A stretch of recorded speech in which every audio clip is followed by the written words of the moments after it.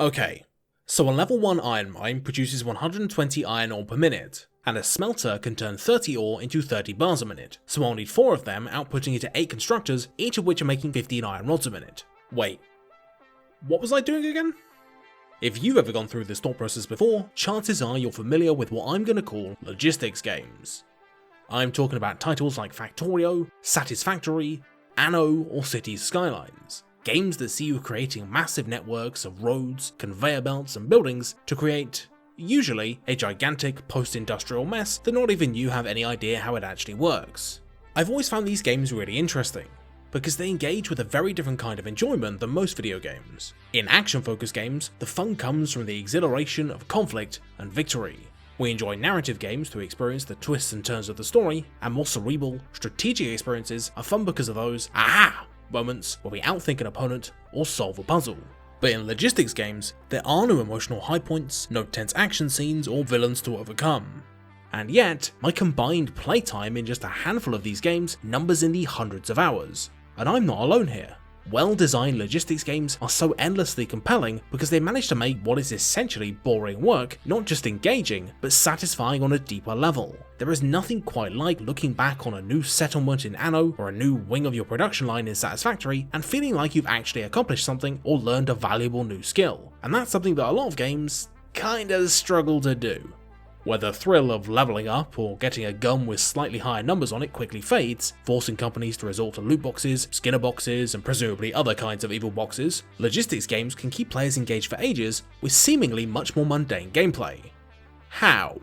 Well, in order to find out, we'll need to take a look at some of the genre's best, and now's a pretty good time to do it. With Factorio's 1.0 release on the horizon, and with Satisfactory having just come to Steam, there's never been a better time for me to delve into this tiny but massively popular subsection of games to find out what makes them tick. And I've already got a few ideas. Specifically, I think a lot of the appeal of logistics games boils down to how they orient themselves around the fun of optimizing things. Iteration and optimization are at the core of any logistics game. When you play one, you're not just building a factory or a city, but also gaining a sense of mastery over the systems and rules that govern the game. The more you optimize the systems you have access to, the more mechanics open up, which in turn lets you optimize things even more. This gameplay loop can be found in so many logistics games, but let me show you how it works in Factorio. To start with in Factorio, you're dumped on a hostile alien world with nothing to your name but a pistol, a coal-powered miner, and a smelter, as well as a comically large inventory space, and you're tasked with building a rocket to escape. Basically all you can do to begin with is walk up to a patch of ore, stone or coal and dig it out of the ground with your bare hands. This is tiresome work, even if you're smart enough to get the miner to do the job for you, because without conveyor belts or grabbers, you still have to manually pick up each bit of ore the machine mines to prevent the whole thing getting clogged up. Eventually, however, you'll have gotten enough metal bars to make some conveyor belts and grabbers of your own, allowing you to automate the mining process, giving you some time to smelt more metal and build some more miners. Sooner or later, you'll be able to build enough conveyor belts to link up your ore and coal lines, allowing you to automate the smelting process too. What previously took a good few minutes of work is now essentially automatic, and easy to scale up until you've got more metal than you know what to do with. In maybe the opening 10 or 15 minutes of Factorio, the game allows you to make several of these massive steps in efficiency and production scale that totally reframe how you play. Whilst the opening moments of the game will be spent mostly mining by hand, by an hour in, you'll probably never need to do it again, and having the context of this growth, as well as being able to look back on those metal patches now filled with electric miners, is a fantastic feeling, made even better with the knowledge that it came entirely under your own power. The key to this cycle of iteration and improvement is that the work is never done, and that there are always new things to optimize. Building a new wing to your factory to produce conveyor belts will mean a strain on your iron supply, necessitating an investment into steel to unlock better furnaces, which smelt ore quicker, which means a need for more coal, etc. Each of your advancements feeds into the next in a cycle of constant improvement. Of course, this does mean that it's often beneficial for developers to withhold powerful or efficient options from the player, not only to avoid overcomplicating things early on, but also to make players appreciate eventually unlocking them. I initially wasn't a fan of how Satisfactory withholds automated power for so long. Factorio gives it to you basically right away, but it wasn't until much later that I realised that Coffee Stain Studios might have had a good reason for their decision. See, all throughout the early game, one of your main limiting factors is power.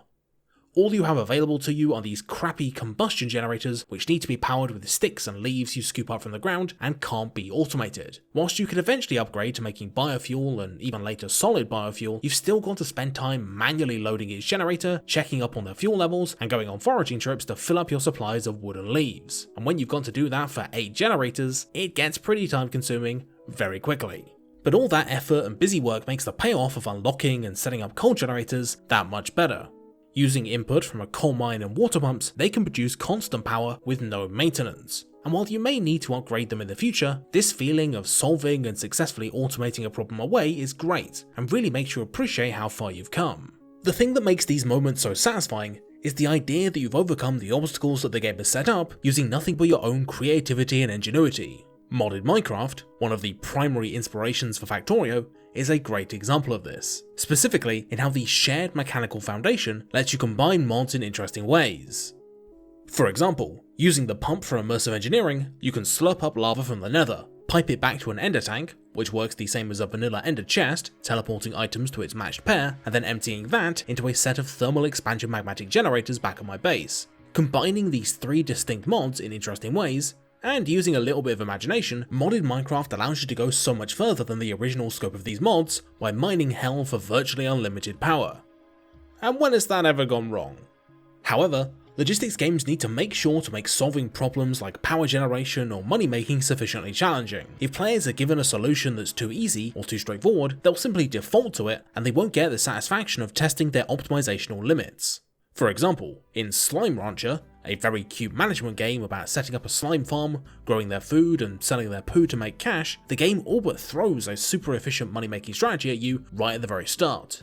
See, combining 2 slimes means that not only do they produce both kinds of plorts from their parents, but they also inherit their favourite food from the original slime. This means that you can take a common as muck trash rock slime, hybridize it with a much more valuable slime, and suddenly you're able to produce high quality plorts in massive quantities because the favourite food of rock slimes, the heartbeat, is incredibly easy to get and farmable en masse.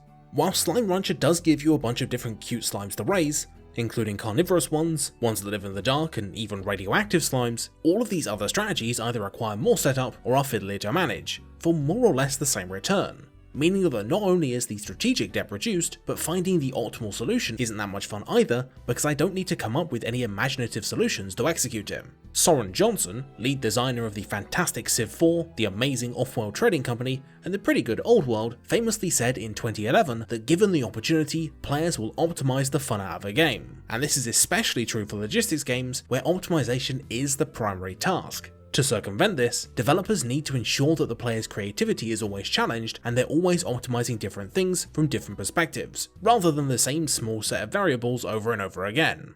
An interesting way to do this is to introduce pressure onto the player.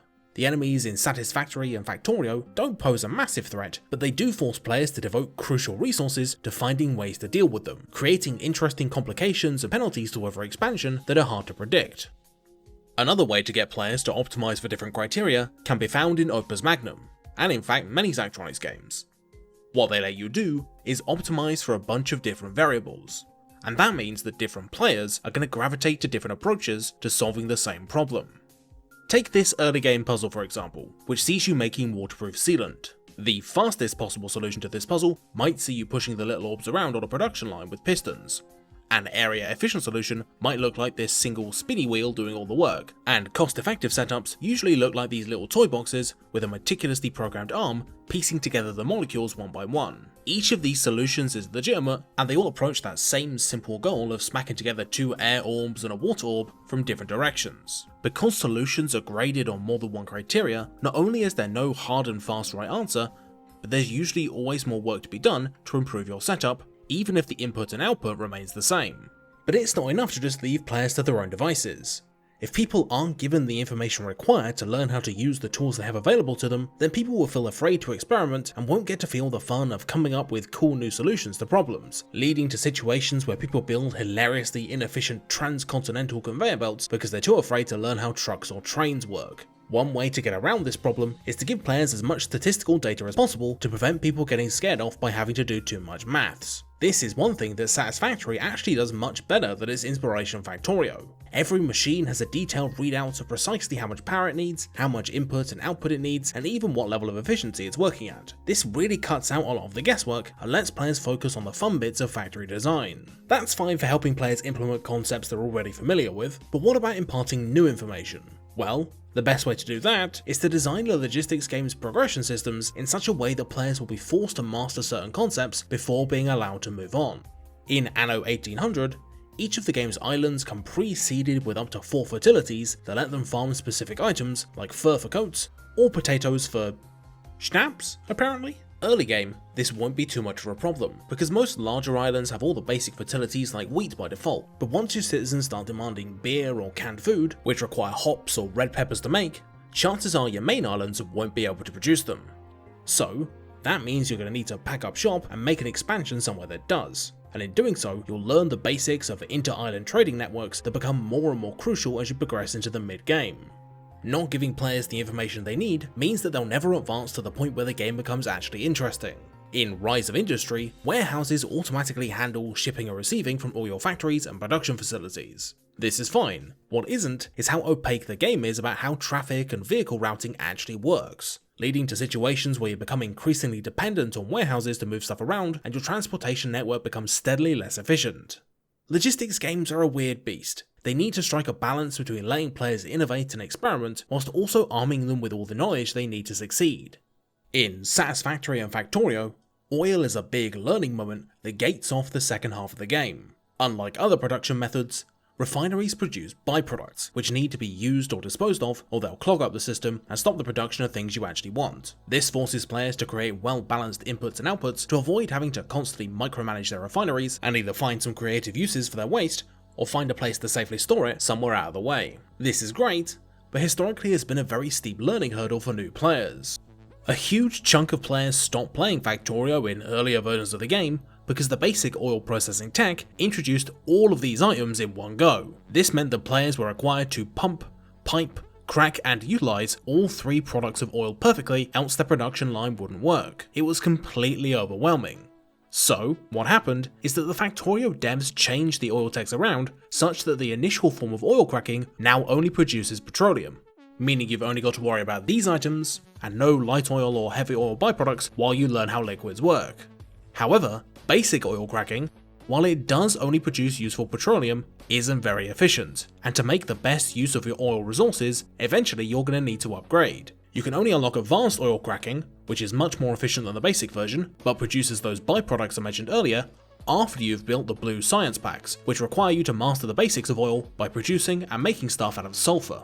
This way, players are rewarded for taking on additional complications and working around the downsides of increased efficiency, rather than being punished with too many new mechanics for trying to progress. It's a simple change that lets players get to grips with concepts at their own pace. Logistics games are unique because of this precise interaction. They're not really about the designer forcing challenges and chores onto the player. The player's got to decide what they want to do in order to progress, figure out how they're going to do it, and then actually pull it off, all on their own. If you want to play Satisfactory, crafting almost everything in your inventory and automating nothing, then you can.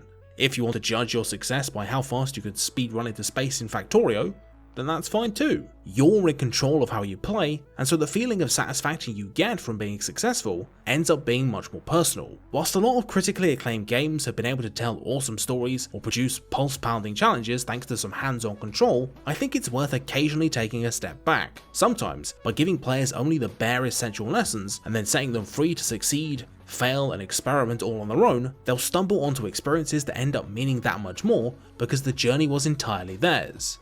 And also, we need to understand that when we feel lost or confused in games, sometimes that's actually a blessing, and we need to try and find our own path towards enjoyment rather than asking the developer to spoon feed everything to us. So long as we take our time, think outside the box, and always remember to optimize our power supply, I think the logistics games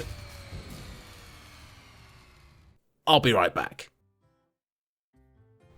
Hi and thanks for waiting on this video. It turns out that when the world's on fire and a big project falls through, videos take slightly longer to make. My bad. But to make up for that, here's something special I'm going to promote that isn't a silly YouTuber for a change, and that is the itch.io Racial Justice Bundle. A truly monumental charity bundle of games, with all the proceeds going to the NAACP and the Community Bail Fund, in support of people protesting continuing systemic police brutality. It's a very worthy cause and has literally more games in it than you could ever hope to play. A few personal highlights you might not have heard of would be Extreme Meat Punks, Art Squall, 2064 Read-Only Memories, and the RPG playbook for Blades in the Dark. Lots of great stuff, check it out.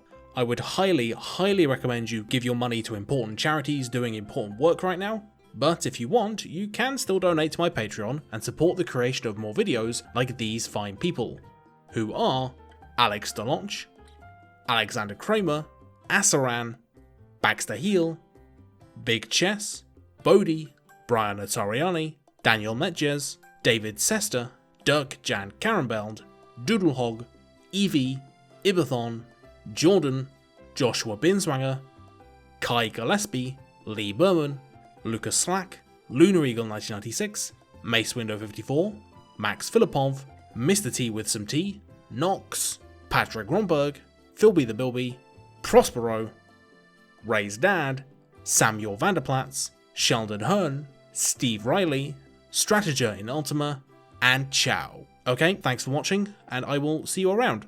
Support Black Lives Matter, please. Bye!